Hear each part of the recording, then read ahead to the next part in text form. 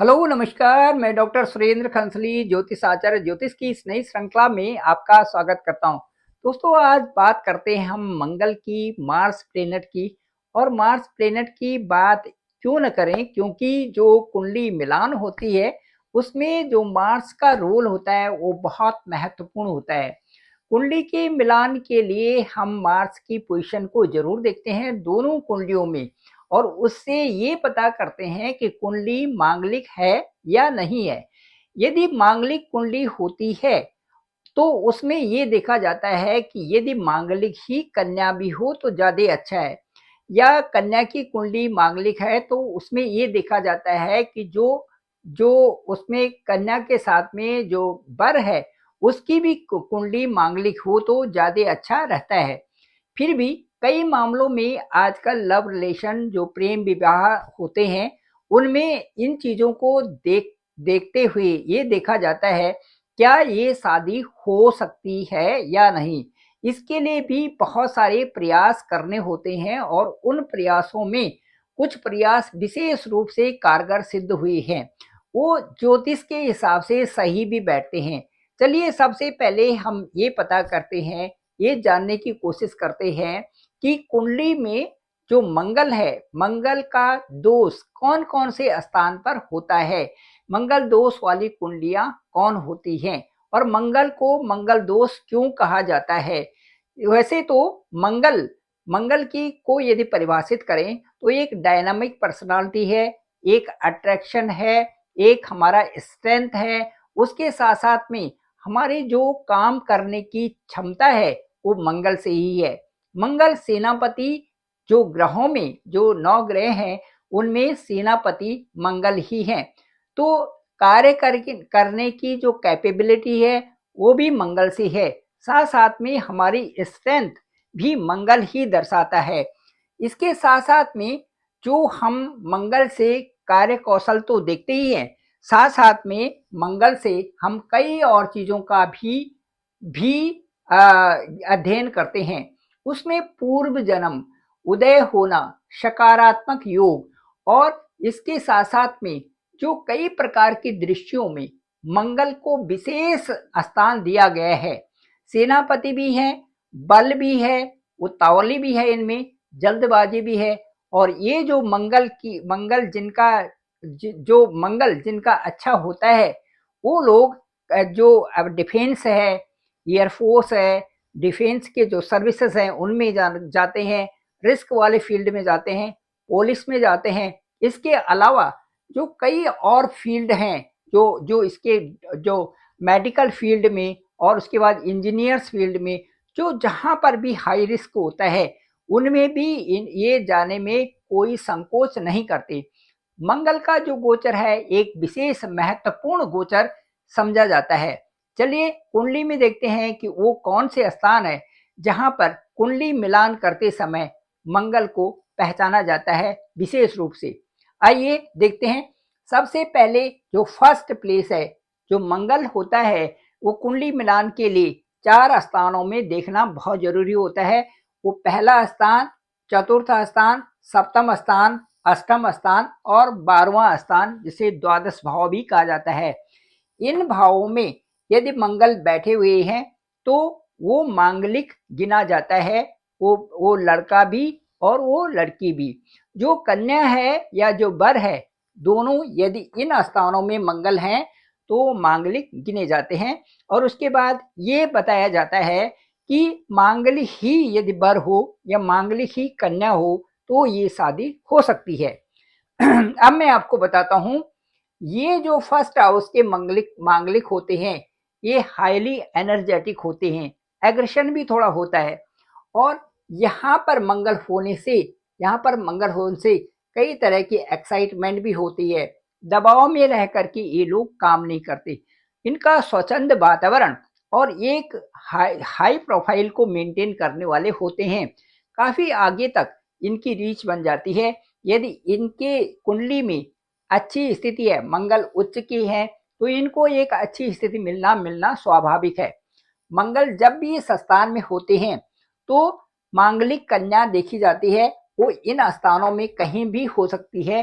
तो उससे कुंडली का अच्छा मिलान हो जाता है। अब मैं आपको बताऊं, चतुर्थ हाउस ये हमारा सुख स्थान होता है। सुख स्थान से हम लाइफ स्टाइल देखते हैं, सुख स्थान से हम डोमेस्टिक अफेयर्स देखते हैं, रिलेशनशिप देखते हैं, वेल्थ देखते हैं, फैमिली की बैकग्राउंड देखते हैं, रियल एस्टेट देखते हैं, प्रॉपर्टी देखते हैं, और अपने कन्वेंस कार जो हमारे वाहन है वो हम इसी स्थान से देखते हैं। यहाँ पर मंगल कई प्रकार से स्ट्रांग भी बनाता है, लेकिन इमोशनल भी बनाता है। इस स्थान में जो मंगल है इसकी भी जो यहाँ से चतुर्थ दृष्टि सप्तम में होती है, इसीलिए इस स्थान को भी शादी के लिए देखना बहुत जरूरी होता है। क्योंकि ये जो सप्तम स्थान है ये कारक है, ये शादी का स्थान है, वैवाहिक स्थान है, और इसके कारक शुक्र हैं। इसलिए यहाँ से सप्तम दृष्टि मंगल की यहीं पर होती है। इसलिए फर्स्ट हाउस में मंगल का देखना, और उसके साथ साथ में वर कन्या दोनों को मांगलिक ही यदि दोनों हो तो तब शादी का योग अच्छा बनता है। उसी तरह से इस स्थान में भी, क्योंकि मंगल की जो दृष्टि होती है वो चतुर्थ दृष्टि होती है, सप्तम दृष्टि होती है, और अष्टम दृष्टि होती है। इसलिए यहाँ से मंगल को यदि देखें तो मंगल के यदि चतुर्थ हाउस में यहाँ पर बैठे हुए हैं तो मंगल की जो दृष्टि है 1 2 3 4 ये सप्तम भाव पर है। तो सप्तम भाव पर दृष्टि होने का मतलब है कहीं ना कहीं वैवाहिक जो मामले हैं उनमें कहीं ना कहीं दखल आ जाना, वहां पर कहीं ना कहीं कुछ न कुछ समस्याओं का उत्पन्न हो जाना। मंगल यदि इस स्थान पे है तो वैवाहिक स्थान दृष्टि में मंगल की दृष्टि में कवर होता है। इसलिए यहाँ पर भी मांगलिक कन्या ही चाहिए होती है शादी के लिए। उसके बाद ये स्थान, यदि इस स्थान में सप्तम जो स्थान होता है ये स्थान बहुत फोकस्ड है, बहुत रोमांटिक है, रिलेशनशिप में बहुत अच्छा है, और साथ साथ में परफेक्ट मैच बनाने के लिए सेवंथ स्थान को जाना जाता है। ये शुक्र इस स्थान के जो सेवंथ हाउस कुंडली में होती हैं इसके कारक शुक्र ग्रह होते हैं। शुक्र ग्रह ही संपन्नता का कारक होता है, शुक्र ग्रह ही हमारे काम वासना का कारक होता है, शुक्र ग्रह ही हमें जो जीवन में चमक दमक है इसके कारक होते हैं, शुक्र ग्रह ही हमारी अमीरी का कारक होता है, और शुक्र ग्रह ही हमें बहुत ऐश आराम की जिंदगी भोगने के लिए शुक्र ग्रह को ही माना जाता है। शुक्र स्थान इस स्थान के कारक शुक्र हैं। शुक्र यहाँ पर शुक्र की जो स्थिति है इसीलिए इसको वैवाहिक स्थान भी समझा जाता है। अब इस वैभव को या इस अच्छे जीवन को प्राप्त करने के लिए यदि यहाँ पर भी मंगल की स्थिति है तो सप्तम का मंगल भी कई कारणों से परेशानियां ला देता है। यहाँ पर चूंकि जैसे मैंने कहा कि एक वो स्थान है जहाँ से हम जीवन को सफल बनाने का प्रयास करते हैं, वहां पर भी मंगल का गोचर ठीक नहीं माना जाता, और इसे भी कुंडली को सतमंगली कहा जाता है कि सातवें घर में जो मंगल है वो सतमंगली कुंडली हो गई। अब यहाँ पर भी यदि मंगल होता है दोनों की कुंडली में तो शादी होती है, और नहीं तो फिर वही लड़का देखना पड़ता है जिनके कि इन स्थानों में मंगल हो। इसके बाद अष्टम स्थान में जाते हैं। अष्टम स्थान में मंगल का होना अच्छा नहीं होता। मंगल ये जो स्थान है ये छठा स्थान है, रोग ऋण और शत्रु का है, और इनको बढ़ाने वाला स्थान ये है आठवां स्थान है। ये हमारा आयु का स्थान भी माना जाता है, और यहाँ से इस स्थान से ये बिल्कुल अगला वाला स्थान है। तो यहाँ से यहाँ पर जो यदि मंगल बैठता है तो इस स्थान में समस्याएं ले आता है, बहुत सारी समस्याएं इस स्थान में हो जाती है।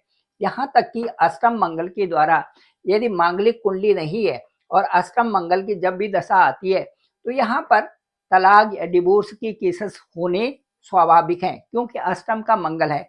उसी तरह से यहाँ के मंगल के द्वारा भी ये स्थितियां आती हैं, इस मंगल के द्वारा भी इस तरह की स्थितियां आती हैं, और इस मंगल के द्वारा भी ये स्थितियां आती हैं।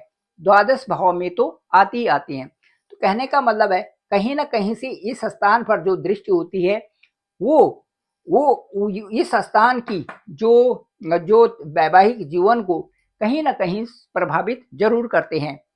अब ये स्थान जो है आपका जो अष्टम स्थान है ये मिस्टीरियस है, मिस्टर पर्सनालिटी है और इसमें इंटेंस जो है और आपका जो जो एक फोकस्ड यहाँ पर अष्टम स्थान है, इसमें यदि मंगल का यहाँ पर पोजीशन होता है तो कई तरह से वैवाहिक जीवन को ये बहुत ज़्यादा प्रभावित करता है।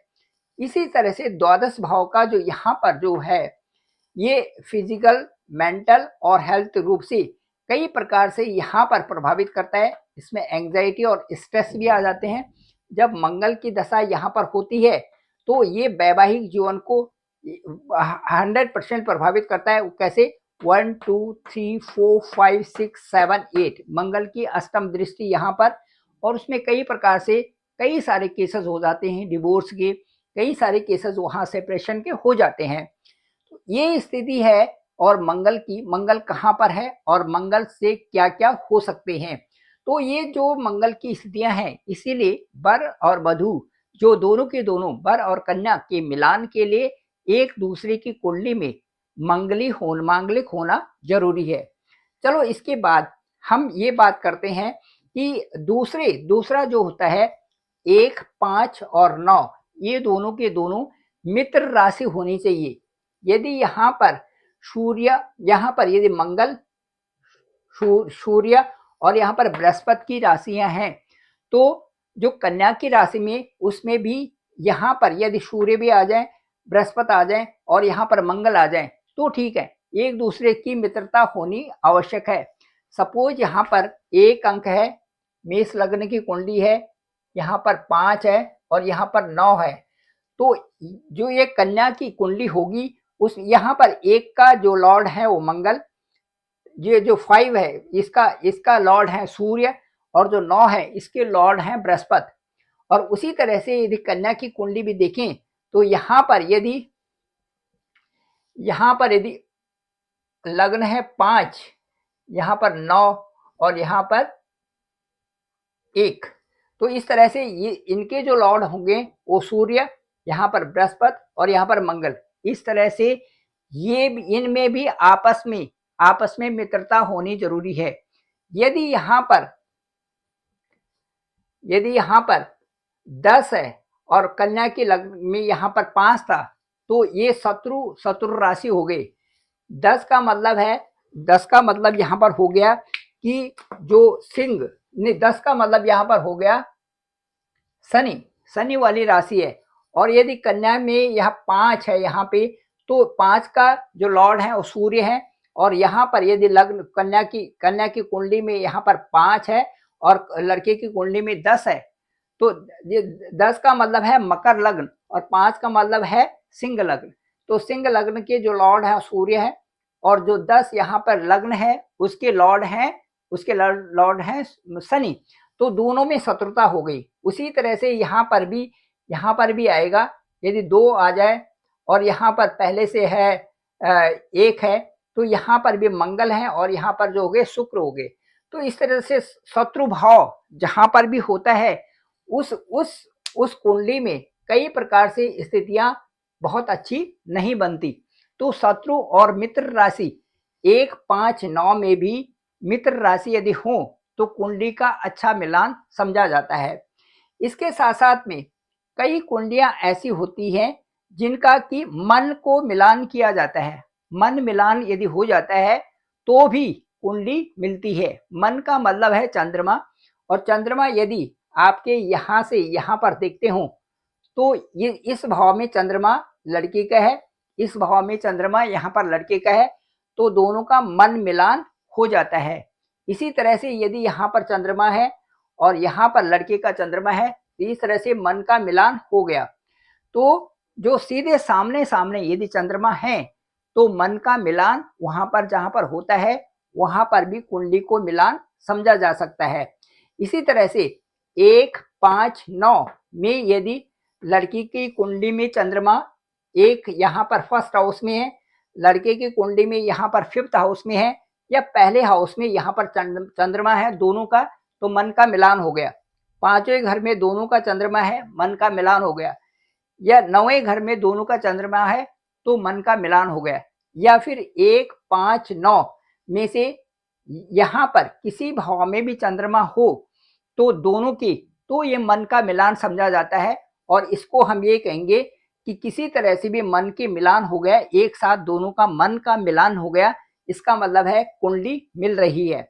इसके साथ साथ में हम ये देखेंगे केंद्र या त्रिकोण का जो उच्च सप्तमेश है ये बहुत अच्छा होता है। यदि सप्तमेश त्रिकोण का या केंद्र का उच्च है तो दोनों में शादी संभव हो जाती है। सप्तमेश की उच्च स्थिति होना, सप्तमेश दोनों में उच्च का होना, या सप्तमेश दोनों में ये सप्तम में या त्रिकोण में यदि बैठे हों तो ये भी शादी अच्छी समझी जाती है और एक अच्छा मिलान इसका भी समझा जाता है। दूसरा, सप्तम स्थान में पाप कर्तरी योग नहीं होना चाहिए। पाप कर्तरी योग का मतलब है कि सप्तम भाव में यहाँ पर यदि शुक्र है तो इनके इधर सूर्य और शनि नहीं बैठने चाहिए।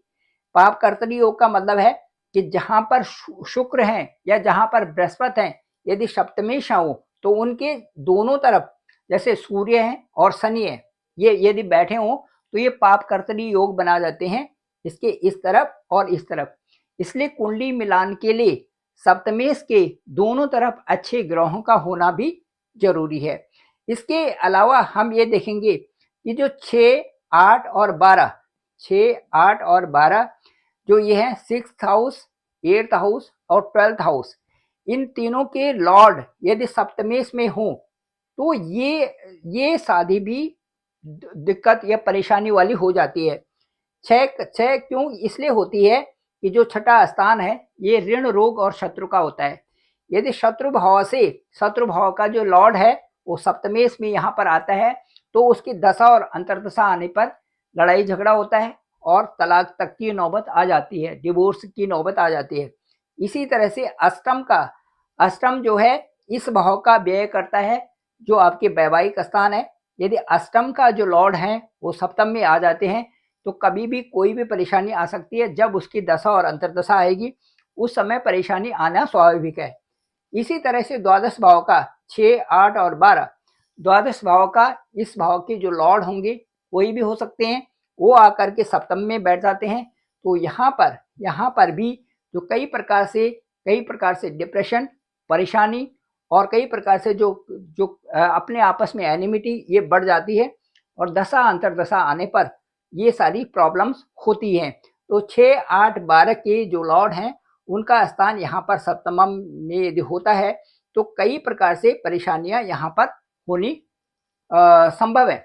इसलिए जो कुंडली का मिलान है, यदि कुंडली का मिलान हम करें और वहां पर ऐसा होता है कि गैर मांगलिक हो, एक तो लड़का तो मांगलिक है लेकिन जो है लड़की यदि गैर मांगलिक हो, मांगलिक नहीं है, तो उनकी शादी कैसे हो।